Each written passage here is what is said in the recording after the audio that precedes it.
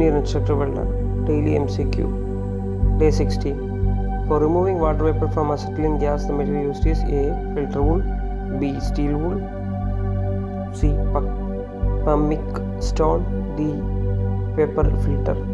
നമുക്കറിയാം ഓക്സിഅസെറ്റിലീൻ ബിൽഡിങ്ങിൽ നമ്മൾ ഉപയോഗിക്കുന്ന ഇമ്പോർട്ടൻ്റ് ആയിട്ടുള്ളൊരു എലിമെൻ്റാണ് അസെറ്റിലീൻ ഗ്യാസ്.